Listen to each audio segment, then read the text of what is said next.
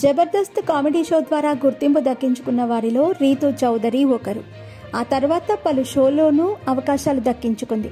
అంతేకాకుండా ఈ అమ్మడు సోషల్ మీడియాలో చాలా యాక్టివ్గా ఉంటూ డిఫరెంట్ ఫోటోషూట్స్తో కుర్రాళ్లను ఫీదా చేస్తూ ఉంటుంది. రీతు అందానికి సోషల్ మీడియాలోని జనాలు ఉక్కిరిబిక్కిరవుతారు. ఇదంతా పక్కన పెడితే తాజాగా రీతు తన యూట్యూబ్ ఛానల్లో తనకు ఎదురైన చేదు అనుభవాలను గుర్తు చేసుకుంటూ చాలా ఎమోషనల్ అయ్యింది. రీసెంట్గానే మా నాన్న చనిపోయారు. దీంతో ఇంటి బాధ్యతలన్నీ నేనే చూసుకుంటున్నాను.